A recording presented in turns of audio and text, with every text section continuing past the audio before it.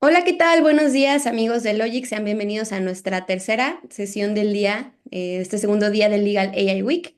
En este momento vamos a estar platicando sobre la perspectiva de los autores y compositores frente a la inteligencia artificial en México. ¿Y quién mejor para hablarnos de este tema que la maestra Stephanie Balao, a quien hoy tengo el gran gusto de saludar? Buenas tardes, Stephanie, ¿cómo te encuentras el día de hoy? Muy bien, Melanie, ¿tú? También muy bien, muy emocionada y agradecida de que nos hayas aceptado la invitación una vez más. Y aquí me disculpo, es abogada con más de 20 años de experiencia en propiedad intelectual, que Gracias. me hicieron el cambio aquí. Y me gustaría, maestra, que nos platicaras un poquito sobre tu rol en la Sociedad de Autores y Compositores de México, que va a ser un poco de lo que vamos a estar hablando de hoy y tu visión al respecto.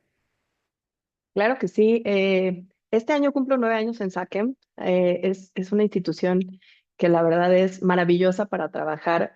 Me encanta mucho mi trabajo, estar cerca de creadores, de compositores y de muchas veces tener que levantar el estandarte para defender sus derechos frente a grandes usos frente a grandes violaciones. Este tipo de sociedades que agremia un gran grupo de compositores y de creadores, siempre nutre mucho al corazón y nutre mucho profesionalmente el desarrollo de esta carrera, ¿no? Eh, Actualmente en la Sociedad de Autores y Compositores nos dedicamos obviamente a defender a creadores, damos licencias para el uso y comunicación pública de obras, comunicación y ejecución principalmente solo de compositores de música, solamente ese tipo de creadores somos los que se representan en la sociedad de autores. Actualmente somos 38,000 creadores los que forman esta sociedad con convenios de reciprocidad en todos los países del mundo. Así que cualquier obra mexicana que se use o que se comunique en algún otro país es cobrada por cada una de estas sociedades hermanas y pagada a México para que llegue a cada uno de los titulares y viceversa. Si aquí se usan obras americanas, inglesas o del país que sea, de igual forma, hacemos llegar a cada uno de los titulares sus regalías. Saquen tiene obviamente, y lo que principalmente buscan este tipo de sociedades de gestión, el apoyo social a los creadores, darles apoyos como prestaciones sociales, Infonavit, seguros adicionales que como todo trabajador podría tener derecho a tener. En este caso, los creadores también tienen derecho a tener beneficios por el fruto de su trabajo y este tipo de sociedades lo que busca es eso, ¿no? Un apoyo social y un apoyo a este tipo de creadores que tengan todas las herramientas que necesiten para enfocarse en crear. Stephanie, muchas gracias. Con tu acercamiento directo a los creadores, creo que tienes la visión completa de lo que les aqueja, de lo que les entusiasma. Entonces, hoy te preparamos algunas preguntas para entender un poquito qué es lo que se está viviendo de ese lado. Y si gustas, vamos con la primera, que es, ¿de qué manera está transformando la inteligencia artificial el panorama para los autores y compositores mexicanos en términos de creación musical y la protección de sus obras?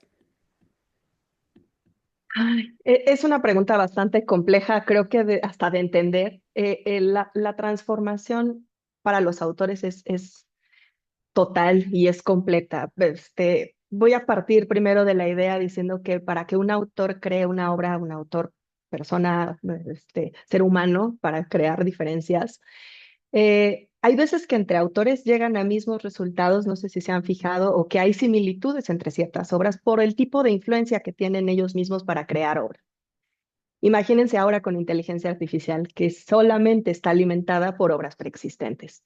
Es evidente que los resultados van a ser muy similares a las obras con las que se está alimentando.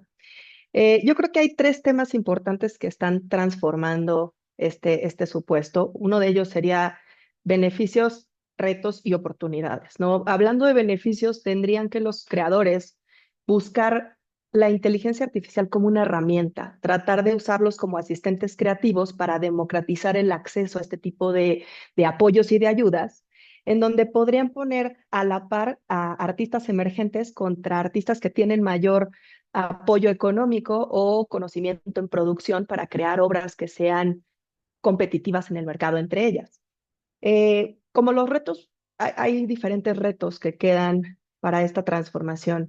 El reconocimiento de la paternidad y de la creación de las obras, de las que se usan para el entrenamiento, bueno, tanto las de entrenamiento como los resultados y los outputs que dan estos modelos, ¿no? ¿Cuáles van a ser y obviamente ahí estamos todos en la duda de cómo van a ser protegidas las obras, quién va a ser el titular, en qué porcentajes, qué tipo de obra se debe de considerar todo lo que se crea con estos modelos. La protección frente a los usos indebidos, que los autores puedan o no tengan las facultades de los derechos básicos de autorizar y prohibir sus obras, poder hacer opt-outs de aplicaciones, de modelos, de formatos en los que no quieran ser parte del entrenamiento o licenciar aquellos en los que sí quieran ser parte. Otro de los retos es conseguir una compensación justa por usos comerciales y con fines comerciales, porque todos este tipo de desarrollos están buscando un fin económico, no necesariamente son eh, como una causa de caridad para nadie. Y el tercero que les decía, oportunidades. Obviamente la clave tendría que ser que coexistan y que se ayuden unos a los otros, principalmente que los autores mexicanos puedan usar la inteligencia artificial como una fortaleza para preservar el patrimonio cultural y el desarrollo de sus obras. Obviamente no tiene la intención de afectar a creadores, la intención sería de crecer juntos y de apoyar a que sigan habiendo creadores humanos y de apoyar a que la cultura siga creciendo, no desaparecerla, ¿no? Buscando nutrir la cultura en lugar de estar en contra de ellos. Como respuesta global, creo que lo importante sería encontrar un equilibrio entre el desarrollo tecnológico, la creación de obras y la protección a los creadores, ¿no? Creo que el chiste es encontrar ese punto medio. Maestra, y esto que nos dices nos lleva directamente a la siguiente, que es desde la perspectiva de SACM, ¿qué medidas deberían implementarse para garantizar los derechos de autores y compositores y que sean respetados ante el uso de la inteligencia artificial en la industria musical? Como nos decías, pues sí está la manera de ver si quieren ser parte o no de este entrenamiento o si quieren licenciarlo, pero desde SACM, ¿qué se puede hacer para regular esto? Sabemos que ahorita con el acceso gran que tenemos a obras de arte, de música, de todo, pues realmente podemos hacer cualquiera. TikTok está plagado de canciones falsas cantadas por otros artistas. Entonces, ¿qué medidas deberían de tener? Sé que aquí nos vas a compartir un link para abonar en la respuesta, entonces vamos a ello. Sí, de hecho, no quisiera hablar de qué deberíamos de hacer, sino de lo que ya estamos haciendo, porque obviamente tenemos que empezar a tomar acciones, no podíamos quedarnos atrás. Y obviamente en la defensa de todos estos creadores que estamos defendiendo día a día, una de las primeras cosas que hicimos fue adherirnos a la declaración y de la carta abierta de la CISAC, que aquí es el link que pueden estar viendo. La CISAC, para aquellos que no saben, es la Confederación Internacional de Sociedades de Autores y Compositores, es decir, aquella que nos regula a nivel internacional a todas las sociedades de gestión, no solo musicales, sino de todo tipo de creadores.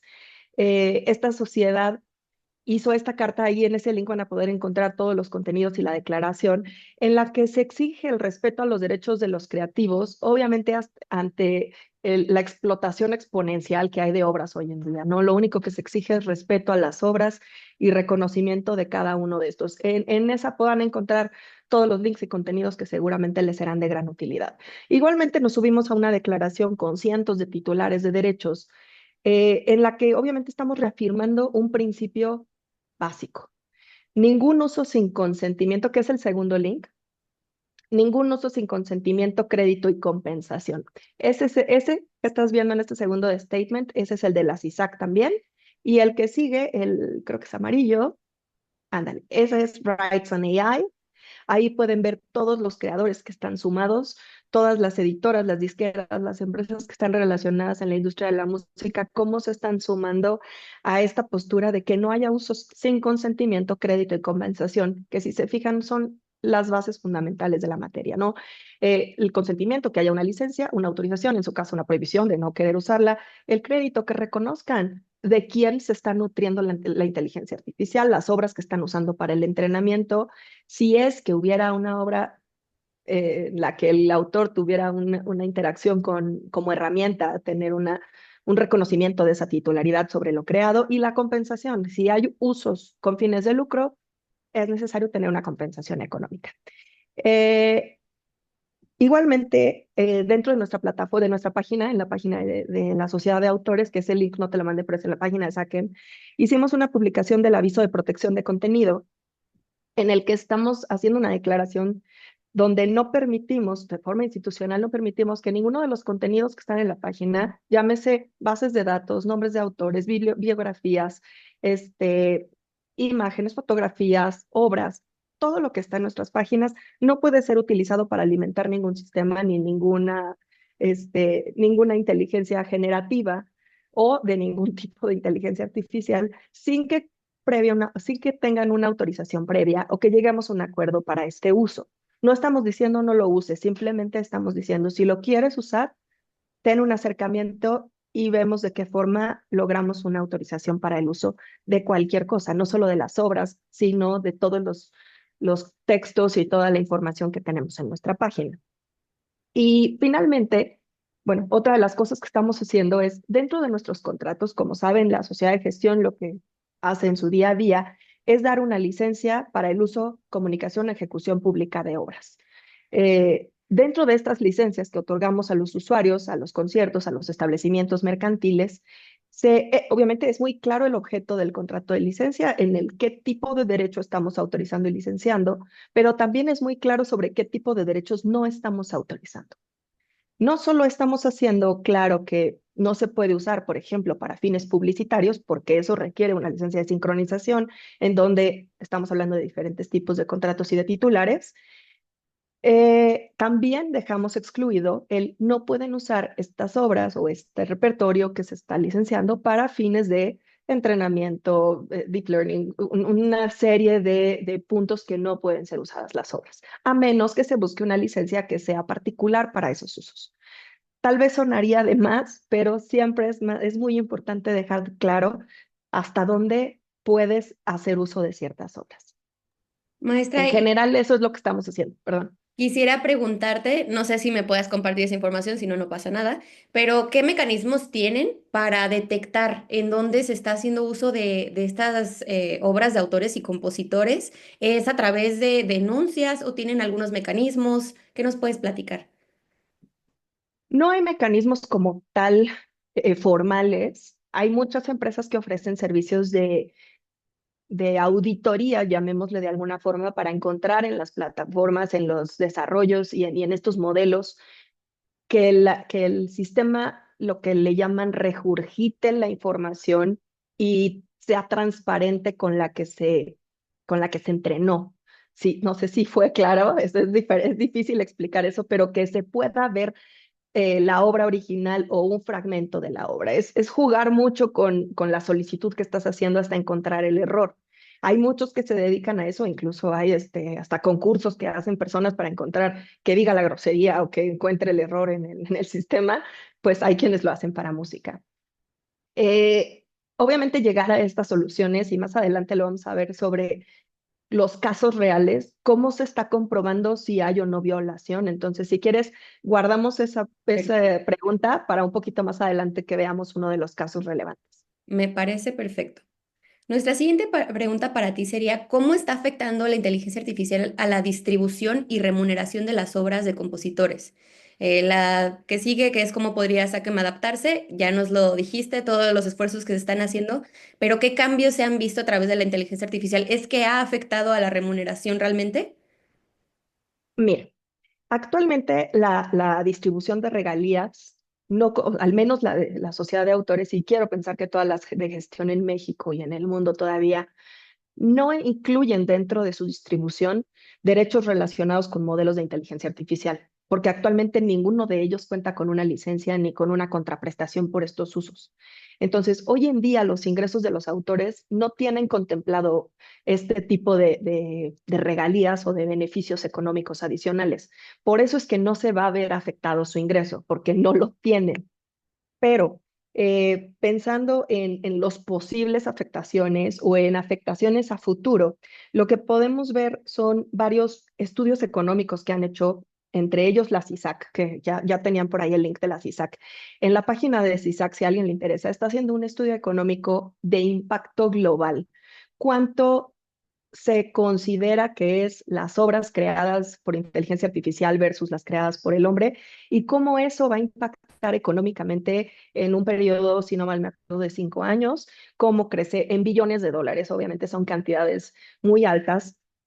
Este, estos estudios del impacto económico, lo único que me doy cuenta es que son estudios que reflejan el impacto que hay en la industria y el impacto que hay en la economía que pasa a través tal vez de sociedades de gestión, de disqueras, de editoras, pero no están viendo el impacto que tiene directamente en la economía nuclear y familiar de los creadores.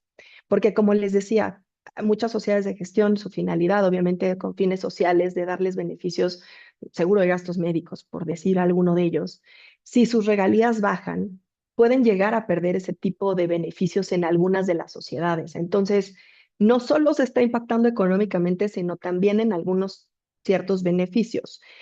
Quisiera remontar un poquito la historia para atrás aquella al siglo XIX, cuando se unen y hay un movimiento social muy grande de autores y de creadores por la explotación masiva de sus obras.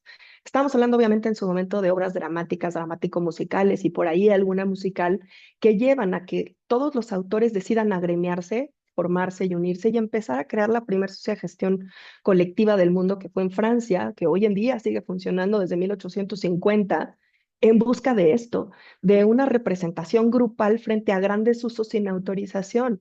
Imagínense cómo sería que todos estos, voy a hablar de Saken, 48 millones de, 48 mil, perdón, ya quisiera millones, 48 mil autores, tengan una negociación directa con Google, uno por uno de forma individual. No es lo mismo que juntar a los 48 mil y platicar con Google. Les voy a dar un dato. Dentro del estudio global de CISAC que acaban de presentar sobre remuneración a nivel global, ese lo pueden ver igual ahí en los estudios que publican, SACEM, bueno, todo Latinoamérica hacen el reporte de derechos digitales a nivel mundial, pero separando solo Latinoamérica, el 50% de lo que se genera de derechos digitales a nivel Latinoamérica lo genera México. Imagínense qué tan importantes somos en el mercado digital, que México genera la mitad de América Latina. La otra mitad la generan entre todos los demás países de América Latina. Es por eso que es muy importante estas consideraciones económicas. Bueno, se unen los autores, crean las sociedades de gestión frente a esos usos sin autorización, generan estos beneficios de sociedades de gestión colectiva. Qué ironía que hoy, 170 años después de la creación de estas sociedades, los autores se vuelven a unir y vuelven a formar este tipo de páginas como la que vimos del statement. Si puedes poner la segunda, esa. Ahí pueden ver, y pon para abajo, hay 36.467 firmantes ahorita. Pueden encontrar a cualquier tipo de autor. Busquen al que más les guste, al más grande o al más chico. Todos están subiendo a este tipo de posturas como para dejar claro qué es lo que están buscando, ¿no? Volverse a juntar para tener que enfrentar este tipo de usos sin autorización, sin reconocimiento de su autoría, cayendo obviamente en los mismos juegos que hace casi 200 años. Es por eso que aquí quisiera hablar de un caso especial. GEMA, que es la Sociedad de Gestión Colectiva Alemana, o sea, la saquen, pero de Alemania, es la primera sociedad de gestión colectiva que inicia, ahí está, GEMA, que inicia un procedimiento en contra de una plataforma de inteligencia artificial, que en este caso es ChatGPT. GEMA inicia un juicio o presenta un procedimiento en contra de OpenAI, obviamente con el argumento que estamos platicando, por el uso sin autorización de obras. ¿Por qué? Porque si empiezan a jugar y encontrar obras, listas y demás, obviamente dan inicio. En la página de GEMA y en la de CISAC, en ambas van a poder encontrar todo el detalle del juicio, todo el detalle de los procedimientos, cómo acreditan y demás, ¿no? Obviamente es una demanda que tenemos muy, muy seguida todas las sociedades de gestión para ver qué va a pasar y cuáles son las consecuencias de este tipo de violaciones. En esta página de GEMA que les compartimos viene un estudio que hicieron junto con la Sociedad Francesa sobre inteligencia artificial en el sector musical, enfocado solamente a la música. Hay un montón de datos, un montón de información y comparativos. Entonces, para los que estén interesados en saber un poco más, los invito a ver ese estudio sobre el impacto que tiene en la música el uso de estas tecnologías. Este, creo que con eso ya cerramos un poquito esa pregunta. Perfecto, maestra, muchísimas gracias. Entonces, continuamos con la siguiente que tenemos preparada para ti. ¿Cómo ven los autores mexicanos la influencia de la inteligencia artificial en la creación y autoría de nuevas obras musicales? Ya como nos platicabas, pues la idea es que se vea como una herramienta y como un refuerzo, pero ¿cómo realmente lo están viendo? Ya lo platicábamos con Carlos Lara acerca de esta desvalorización o apreciación que está teniendo el arte y pues los más afectados, obviamente, los autores y compositores. ¿Qué escuchas? ¿Qué te dicen? ¿Cuáles son sus preocupaciones al respecto? Pues no sé si yo sea la mejor persona para dar esa respuesta porque yo no soy autora, yo no soy creadora, no tengo esa sensibilidad frente a estos usos, pero tal vez mi corazón autoralista es el que diría que encontremos cómo aprovecharlo, cómo encontrar herramientas para fortalecer los derechos, cómo jugar un juego limpio, ¿no? Un juego en el que se respeten las reglas, en el que se respeten los derechos y en el que si vas a hacer usos y vas a tener beneficios económicos, compénsalo al que te está dando la materia prima. Yo creo que por ahí sería la respuesta. Pero les voy a dar una cita que me voy a permitir leer, ya que queremos saber la postura de un autor. Este autor se llama Björn Ublaeus, es el compositor de todas las canciones de ABBA, no sé si a alguien le suene.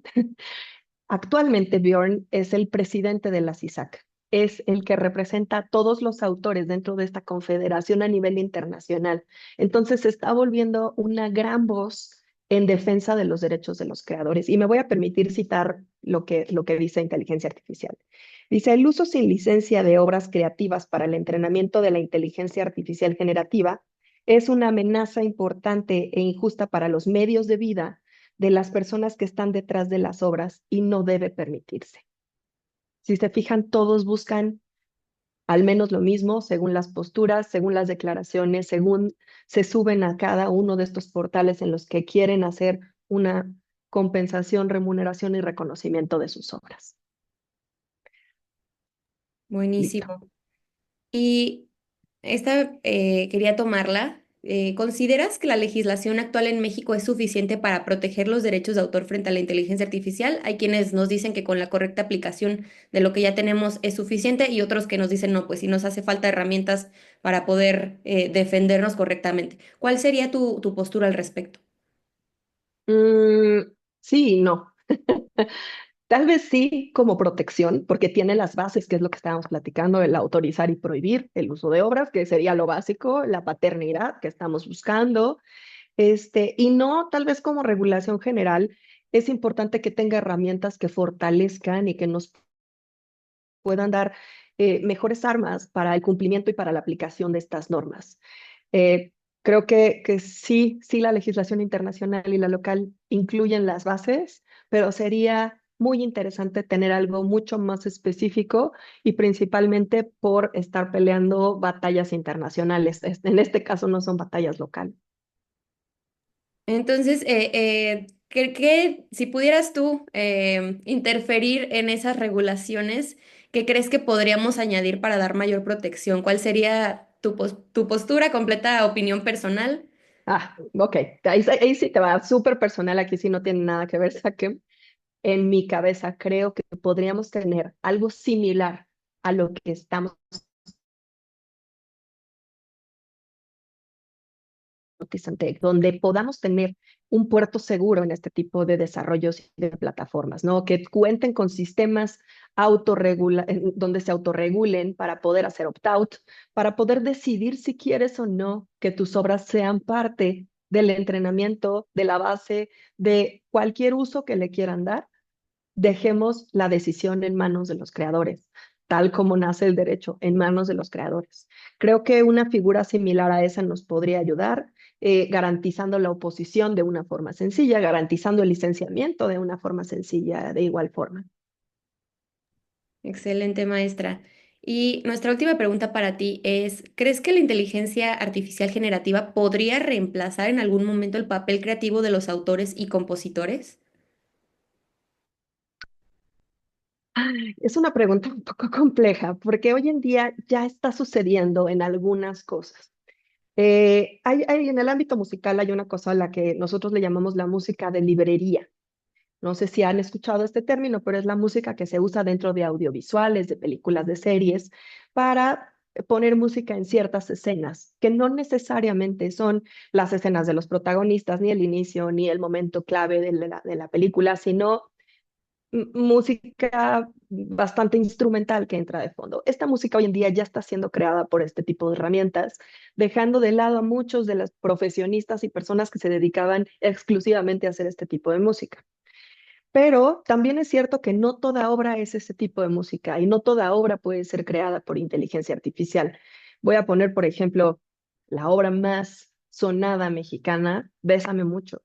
Bésame mucho, Consuelito Velázquez, fue escrita en 1932 y a la fecha la siguen cantando cientos de intérpretes. La cantaron los Beatles, la cantó Soda Stereo, la cantaron quien sea que ustedes busquen, ha cantado Bésame mucho, es la que más idiomas ha sido traducida. Este, Consideremos que una obra al final es la expresión más plena o la forma más plena de manifestar la libertad de expresión, la libertad de profesión, la libertad de propiedad. Hay un montón de derechos y de temas humanistas alrededor de la creación de obras y del derecho de autor que obviamente un sistema y un desarrollo no puede llegar ahí, porque al final estas obras se vuelven un espejo de la sociedad y se vuelven un espejo de los sentimientos que todos tenemos y que no podemos expresar, que obviamente ya quisiera yo tener la forma de escribir de Armando Manzanero y de reflejar los sentimientos como a Martín Urieta o de expresarle a las mujeres cómo se sienten. No es tan fácil. Obviamente es algo con lo que nacen y es algo que se refleja en la famosa impronta, que cada uno saca la personalidad, las vivencias y los momentos en este tipo de obras, cosa que nunca van a lograr mediante un sistema. Si esta es la última pregunta, quisiera nada más dejar una enmarcada sobre algunos casos muy relevantes en esta materia Claro. y en ¿Quieres que temas comparta el último? musicales. No, Bueno, dame un segundito porque todavía no llegamos. Son tres casos relevantes en perfecto. materia de música con inteligencia artificial. Bueno, cuatro, pero uno, vamos a hablar dos en uno. El primero que si no tienen cómo dormir, de verdad, les invito a leer estas demandas, están muy completas. Es Universal Music y varias disqueras en contra de dos plataformas. Una es Suno y la otra es Udio. Son las plataformas de creación de contenidos musicales más grandes actuales, en donde han encontrado infinidad de similitudes entre el output y las obras creadas previamente y de obras preexistentes sin autorización. Los invito a que si alguien tiene estas aplicaciones, ponga, por decir un ejemplo, Amor a la Italiana y me diga a qué canción se parece. Y es prácticamente lo mismo. Cuando ven las partituras, cuando ven las letras, es una burla de que ya ni siquiera está haciendo un esfuerzo en crear una obra diferente a la original con la que fue entrenado. Este, ¿Qué alegan? ¿Qué alegan estas dos plataformas para defender la creación de las obras? Alegan la excepción del fair use en Estados Unidos. Obviamente estos procedimientos están en Massachusetts. El fair use en la excepción de investigación.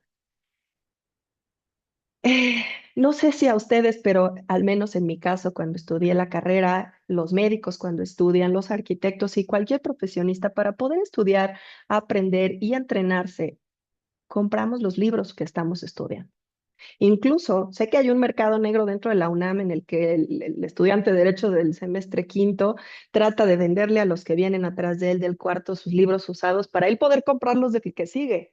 Entonces, todos hacemos un esfuerzo para poder comprar las herramientas para entrenarnos y para capacitarnos. ¿Por qué este tipo de inteligencias dice que es uso justo? Obviamente, la investigación o el acceso libre a obras que, como estudiante, regresando a mi ejemplo, era la biblioteca, obviamente. No voy a comparar una biblioteca con ChatGPT porque es abismal la diferencia, ¿no? No va a tener punto de partida. ¿Qué otra cosa va a generar? Pues obviamente esto genera un riesgo a la industria porque estas obras sí compiten directamente con la obra original. Y entonces, si llegamos al análisis de los tres pasos de Berna, de si está teniendo una afectación económica a la obra original, obviamente ya no está en una excepción. Sí tiene que tener una autorización porque de otra forma estaría afectando al titular económicamente, obviamente, y a la industria y a la creación de obras y desincentivas la creación, ¿no? Eso afectaría culturalmente a cualquier país sin duda alguna. Ahora, es interesante de estas demandas ver las pruebas y la forma en la que están acreditando los resultados. ¿Por qué? Porque pueden ver las partituras comparadas, pueden ver la letra comparada, los peritajes que hacen al respecto, como para poder hacer ese análisis de sí, esto salió de esta obra. Y es evidente, o sea, ni siquiera hay tanto estudio como para darse cuenta, uno que no tiene ojos musicales tal vez, se ve la similitud musical a plena vista. Y bueno, hay un dato curioso, una de las obras que está siendo usada para estos análisis son obras de ABBA, del creador Björn Ulvaeus, que es presidente de la CISAC. Yo creo que ahí trae truco, pero están usando sus obras para hacer estos análisis, entre otras muchas tantas, ¿no?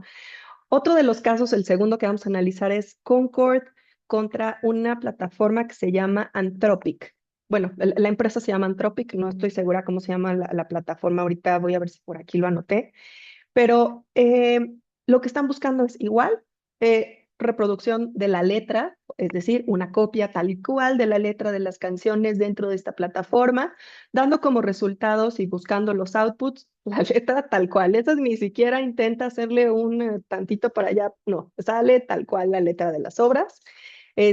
Hoy en día esta empresa dice ser de investigación y de seguridad.